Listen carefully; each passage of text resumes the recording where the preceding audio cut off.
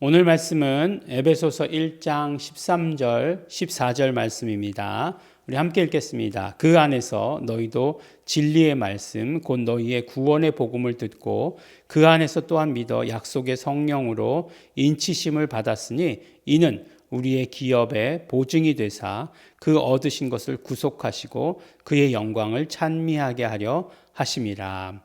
아멘. 네, 우리 오늘은 두 절밖에 말씀이 되지 않죠. 이렇게 두 절씩 읽어가지고 언제 성경을 끝까지 읽습니까?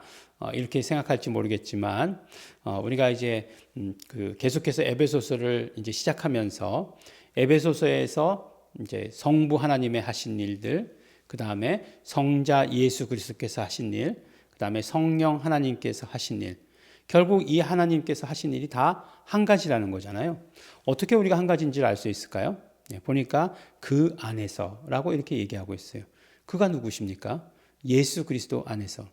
사실은 그 안에서라고 이렇게 얘기할 때에 훨씬 더 구체적인 표현은 무엇일까? 이제 물론 이제 성경학자들이 얘기하는 주장과는 다르겠지만 예수 이름 안에서라고 이야기하는 것이 가장 합당할 것이다라는 생각을 하게 됩니다. 왜냐하면 결국은 예수 이름으로 아버지께서 사역하셨고 예수 이름으로 이 땅에 오셔서 예수 그리스도께서 사역하셨고 예수 이름으로 성령께서 사역하셨기 때문에 아버지의 이름이 예수 이름이고 아들의 이름이 예수 이름이고 성령의 이름이 예수 이름이다 이런 얘기 아니에요. 이런 얘기가 아니라 바로 이 세 분의 일치를 이야기해 주는 것이 예수 이름이기 때문에 예수 이름 안에서라고 이렇게 이야기하면 분명히 하나이신 하나임을 드러내시는 그런 것들이 충분히 되지 않을까라는 그런 말씀을 드립니다. 근데 이제 이거는 예수 이름을 모르는 분들이 들으시면 저게 무슨 얘기야? 라고 이렇게 얘기할 수밖에 없기 때문에 그런 분들은 이제 삭제하셔도 됩니다. 근데 결국 그런 삼위 하나님의 하나됨에 대해서 하나임에 대해서 이야기할 때에 계속해서 아버지께서 하신 일, 성자 예수 그리스도께서 하신 일, 우리 성자 예수 그리스도께서 하신 일 뭐라고 얘기하겠죠? 아버지께서 하신 일은 우리를 택하시고 창세 전부터 우리를 택하시고 신령한 복으로 복 주셨다 이렇게 말씀하고 있지 않습니까? 그 다음에 예수 그리스도께서 하신 일 보니까 막 그냥 처음부터 제일 베이스가 뭐예요? 구속하신 것이잖아요. 구속이라는 게 뭐예요?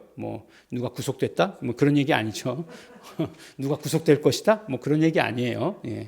요새 아주 시끄럽죠. 누가 구속됐으면 좋겠다. 이렇게 얘기하는 분들도 있고, 구속은 아니다. 이렇게 얘기하는 분들도 있는데, 어쨌든 그 얘기를 하려는 것이 아니라, 구속이라고 하는 것은 아포루트로시스라고 얘기해가지고, 바로 값을 치르시고, 우리의 죄의 값을 대신 치르시고, 우리를 구원하셨다. 그러니까, 그런 어떤 값을 치르셨다라고 하는 것에 의미가 있다는 거였죠. 죄 사함이라고 하는 것은 결국 값을 치르십니다. 근데 하나님의 방법은 무엇이죠? 죄에 대해서 값을 치르는 것은 피로밖에 값을 치르는 방법이 없으니까 예수님의 피로 값을 치르신 것이에요. 그래서 예수님께서 죽으셨어요. 근데 그것뿐만 아니라 보니까 그게 이제 제일 기본이고 그 다음에 지혜와 총명도 주세요. 지혜와 총명도 넘치게 하셨어요. 그 다음에 또 어떤 것도 하셨어요? 우리가 예수 그리스도 안에서 상속자가 되게 하셨다. 하늘에 있는 모든 좋은 것들의 상속자가 되게 하셨다라고 이렇게 말씀하십니다. 우리 이레베도 내가 상속자예요. 내가 상속자예요. 내가 상속자. 여러분들 이렇게 당당하게 이렇게 얘기하셔야 됩니다. 어떤 사람이 가슴에 예수 이름 달고 있으면 내가 상속자인 거예요. 예수 이름 달고 있는 것만으로 사실은 안 되죠. 우리가 입술로 고백하고 사용하고 기도하고 하는 사람들 예수 이름의 상속자입니다. 예수 이름의 상속자들이라고까지 해주시는 거예요. 그게 왜 그러냐? 그래서 우리로 하나님 아버지께 영광을 돌리게 하기 위해서 그렇게 하신 것이다 라고 이렇게 얘기하고 있습니다. 성령님께서는 어떤 일을 하셨느냐? 성령님께서는 바로 뭐라고 얘기하냐면 너희도 진리의 말씀 곧 너희의 구원의 복음을 듣고 구원의 복음이라고 하는 건 뭐예요? 결국 예수 그리스도시잖아요.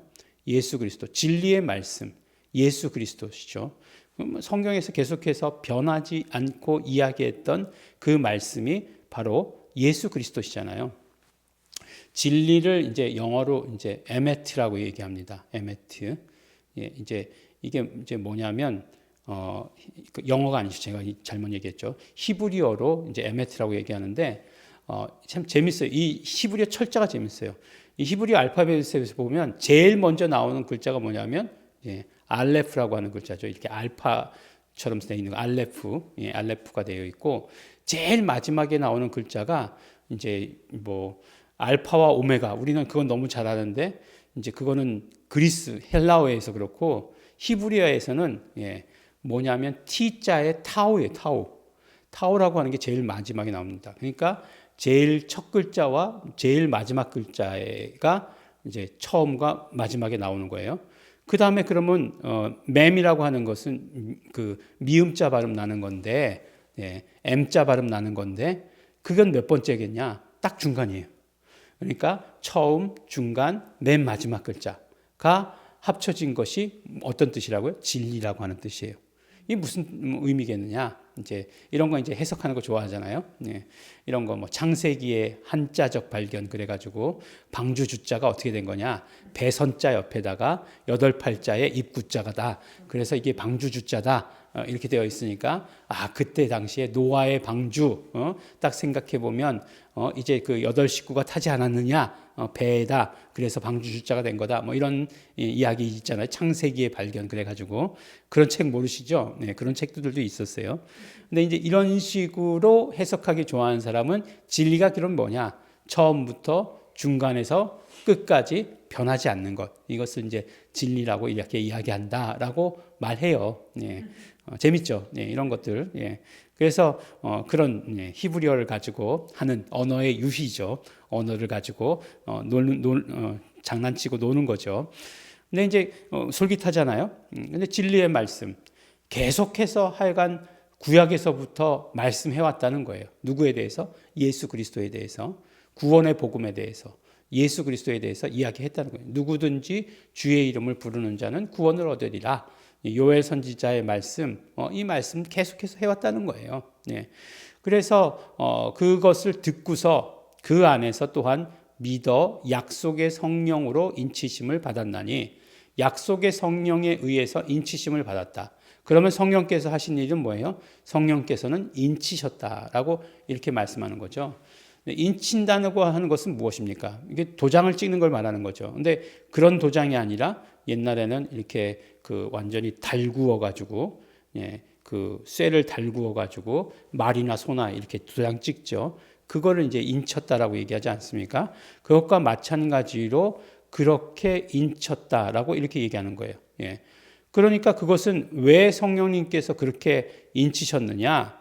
바로 우리 기업의 보증이 되시는 거예요. 우리 기업의 보증이 되시는 거예요. 우리가 이제 상속자라는 거예요. 근데 상속자라고 하는 것을 보증해 주시는 분이 누구시냐? 성령께서 해 주시는데 어떻게 해요? 그냥 단순히 내가 약속해 라고 하는 것뿐만 아니라 인치심으로 말미암아 그렇게 약속해 주셨다라고 이렇게 말씀해 주시는 것이에요. 그래서 그 얻으신 것을 구속하시고 그의 영광을 찬미하게 하렴이라 라고 이렇게 말씀해 주시고 계시는 거예요. 그러니까 성령께서 하시는 일은 뭐예요? 우리를 계속해서 끝까지 보존해 주시는 거예요. 끝까지 보존해 주시는 일을 성령님께서 맡아서 해 주신다라고 얘기하는 거예요. 예수 그리스도로 말미암아 우리는 상속자가 되었어요. 근데 그 상속의 보증이 되어 주시는 분이 누구시라고요? 성령님이시다. 그래서 우리의 상속의 보증을 인치시기까지 하시면서 그렇게 얘기해 주시는 거예요. 어떤 면으로 보면 예수님께서 이제 다 큰 일은 다 내가 했어 라고 얘기할지 모르겠어요. 나머지 세세한 것까지도 그 다음에 다 처리해 주시는 거죠. 성령님으로 말미암아. 물론 그래요. 예수님께서 내 상속자가 되었어. 나와 함께 하나님의 상속자가 된 거야. 라고 이렇게 말씀해 주셔도 그거는 충분히 효력이 있고 분명히 그렇게 될 것이라고 우리는 믿어요. 예수님께서 하셨으니까. 그런데 성령님을 우리에게 보내시면서 그렇게 해주셨다는 거예요. 인치시면서 그렇게 해주셨다는 거예요. 왜 그렇게 하셨을까요? 왜 그렇게 하셨을까요? 뭐 여러 가지 생각해 볼 수 있겠지만 결과적으로 성령께서 우리와 함께 하시면서 보증까지 하시고 그 다음에 인치시기까지 하신 것은 무엇이냐면 이 땅에서의 삶에서 그것들을 충분히 누리면서 살아라라고 하시는 그런 뜻이 있지 않을까라는 생각을 하게 됩니다. 성령의 그 사역으로 말미암아 우리는 크리스찬이라고 하는 이 사실을 너무나 자랑스럽게 생각하고 그것에 대해서 감사하면서 살아야 된다는 거죠. 근데 지금 조금 부정적인 얘기를 하자면 요새 젊은 사람들에게서 젊은 사람들뿐만 아니에요. 이제 대부분의 지금 우리나라의 어떤 그 흐름은 내가 크리스찬입니다라고 하는 것을 밝히면 뭔가 불이익을 당하는 분위기예요. 뭐 아이들끼리는 막 놀리고 막 그래요. 말씀드리지 않았습니까? 예전에는 참 웬만하면 크리스찬이었어요. 지금은 웬만하면 크리스찬이 아니에요. 그것은 무엇이냐? 천만 그리스도인 그렇게 얘기했었는데 1000만 그리스도인 안 될 것 같아요. 지금 500만 안 될 것 같아요. 오히려 훨씬 더 적은 인원일 것 같다라고 하는 그런 생각이 듭니다. 물론 교회에 교인으로 등록한 숫자가 그거보다 훨씬 넘다라고 얘기할 수 있겠지만 중복으로 된 사람 많아요. 그렇기 때문에 아무리 양보하고 1년에 한 번 나가는 사람도 교인이라고 양보해도 600만 안 됩니다. 그렇기 때문에 우리가 정말 예수 그리스도의 사람으로서 드러내는 방법은 뭐냐면 성령의 사람이 돼야 돼요. 성령의 사람이 돼야 돼요. 성령 충만한 사람이 되지 아니하면 성령께서 우리를 그렇게 하셨다는 사실을 우리가 인지하지 못하면 그것을 믿지 못하면 우리는 크리스찬으로서의 삶을 누리면서 살지 못한다는 거예요. 크리스찬의 삶을 누리면서 산다는 것이 꼭 뭔가 축복 이런 것만 관계됩니까? 아니죠. 우리가 예수 그리스도의 이름을 말미암는 고난도 사실은 우리 크리스찬으로서의 그런 어떤 감당해야 되는 것이잖아요. 그런 이런 모든 것들. 그러니까 어떤 면으로 이야기하면 세상 사람들이 사는 것과는 굉장히 다른 차원의 삶을 사는 것. 그것이 가능케 하시는 것은 성령님이신 거예요. 맨날 세상 사람들이 하는 대로 지지고 볶고 복닥복닥하고 그런 삶이 아니라 보다 더 영적인 것을 바라보면서 사는 삶이에요. 아무런 문제가 없다면 이 땅에 사는 사람과 우리와 무슨 관계가 있겠습니까? 근데 어려움이 닥치고 문제가 생겼을 때 완전히 다른 그런 어떤 차원의 대응을 하게 되는 거죠. 다른 차원의 대응을 하게 되는 거죠. 그래서 정말로 이것을 영적인 것으로 알고 성령님의 도우심을 구하고 성령님의 도우심을 받고 하는 것들, 이것들이 우리가 이루어 가야 되는 일이다라고 이렇게 얘기하는 거예요. 성령님께서 이런 일을 하셨습니다. 성부 하나님께서 주신 축복을 성자 예수 그리스도께서 값을 치르시고 용서하시고 우리에게 그 후사가 되게 하신, 같이 상속자가 되게 하신 그 모든 축복을 우리에게 보증하시고 그것을 유지하도록 해주시는 분 성령님이십니다. 성령 충만해야 합니다. 성령 충만하심으로 말미암아 우리가 가진 것이, 우리에게 인치신 것이, 약속하신 것이, 보증하시는 것이 무엇인지를 온전히 깨달으시는 우리 성도 여러분 되시기를 예수 이름으로 축원합니다. 기도하겠습니다. 하나님 아버지 감사합니다. 성령님께 감사하고 감사합니다. 우리 기업에 보증이 되어 주시는 것 감사하고 감사합니다. 그 모든 약속 인치심으로 말미암아 우리에게 보증해 주시는 것 감사하고 감사합니다. 그러므로 우리는 날마다 성령 충만하기를 소원하고 소원합니다. 예수 그리스도로 말미암아 우리가 얻게 된 이 모든 것들 우리가 정말 누리며 살게 하여 주시옵소서. 성령 충만으로 말미암아 누리며 살게 하여 주시옵시고 성령 충만함으로 말미암아 우리에게 맡겨주신 일들 온전히 감당할 수 있도록 아버지 축복하여 주시옵소서. 감사드립니다. 예수님 이름으로 기도드렸습니다.